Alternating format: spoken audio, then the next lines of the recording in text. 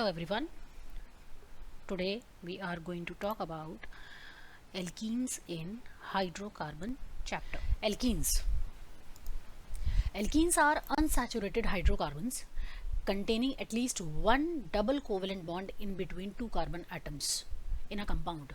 The general formula of alkene is CnH2n, where you all know N is the number of carbon atoms and the 2n would be number of hydrogen atoms present in alkenes.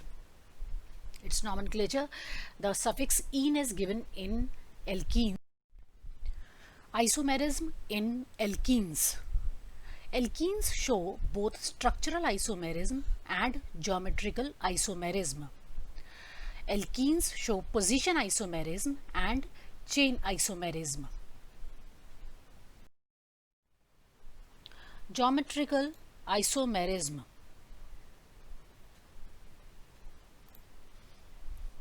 Geometrical isomerism. The isomerism which arises due to the difference in the spatial arrangement of atoms or groups about doubly bonded carbon atom is called geometrical isomerism.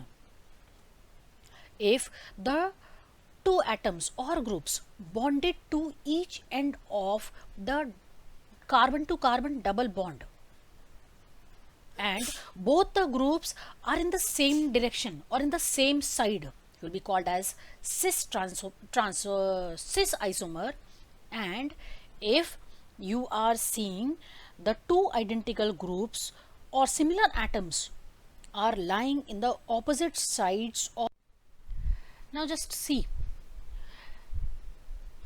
the two structures of butene, where we are seeing the spatial arrangement of an compound. Both the compounds are containing 4 carbon atoms, where in between carbon number 2 and carbon number 3 you are finding double bond, but in cis isomer you will be getting both of the methyl group on the same side, and in trans isomer you are finding one methyl group in one direction and other methyl group is in other direction, and this kind of isomer is called as trans isomer, and such kind of isomerism is known as geometrical isomerism. Now, preparation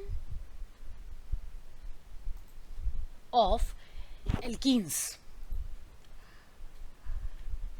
by addition reaction.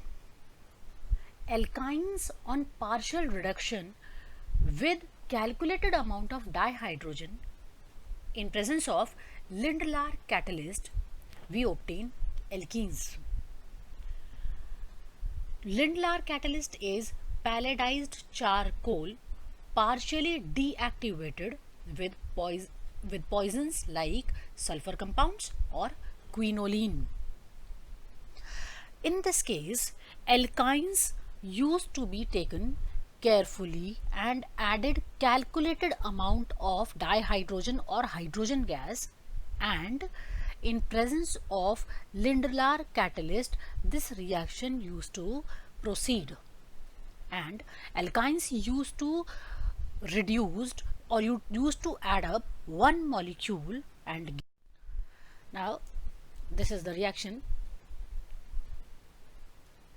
where you will see alkyne in presence of Lindlar catalyst will be giving you cis isomer, and alkyne if they are reducing in presence of sodium and liquid ammonia, they will be giving you trans isomers.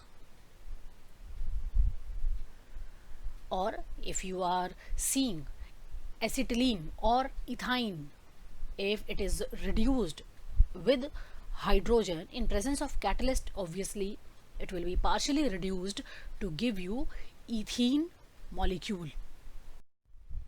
Now, from elimination reaction. Elimination reactions are the reactions in which two atoms or groups are eliminated or removed from adjacent carbon atoms when they are getting out from the molecule from adjacent carbon atoms, such kind of elimination of that group or atom, it will be called as 1,2 elimination reaction. The first preparation through elimination is dehydrohalogenation reaction of alkyl halides.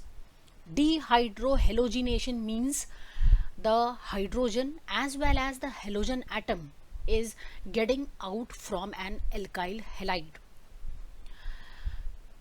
Alkyl halides on heating with alcoholic potash or alcoholic KOH, it will give you the alkene, and the byproduct will be eliminated as an halogen acid.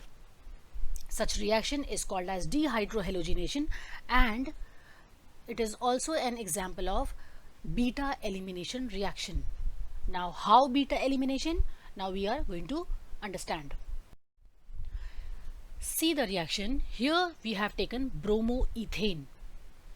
On alpha carbon atom, bromo is present, and on beta carbon atom, hydrogen is present. When the compound is heated in presence of alcoholic potash or KOH, this potassium will take up this bromine to give you KBr, and this hydrogen will be taken up by this OH group to give you H2O. Then the rearrangement will happen in between two carbon atoms to give you double bond in between, and the ethene molecule will be formed. If you are seeing the number of carbon atoms are more in a compound like 2-chlorobutane, the alpha carbon atom in 2-chlorobutane is the second carbon atom where the halogen atom is present. This is alpha carbon atom. This left beta carbon atom is also considered as beta carbon atom, and this one is also beta carbon atom. Now the question is, from which beta carbon atom hydrogen is going to be eliminated?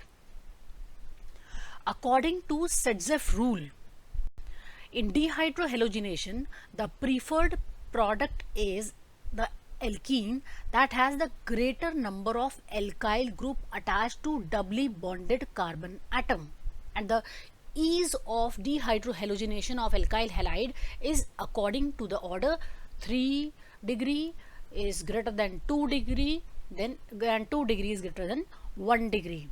Means the major product of this reaction would be when the hydrogen is eliminated to the carbon which has more number of alkyl group. In this carbon atom, you are seeing there is one methyl group, and this carbon atom does not have any methyl group.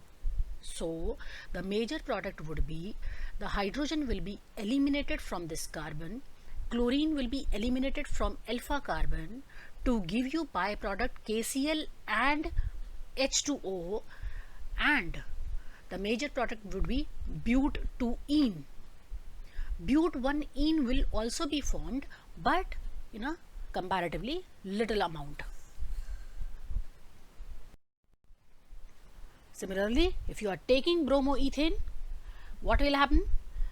In presence of alcoholic potash and you are heating the mixture, you will be getting ethene, potassium bromide and water. Now, dehydration of alcohols.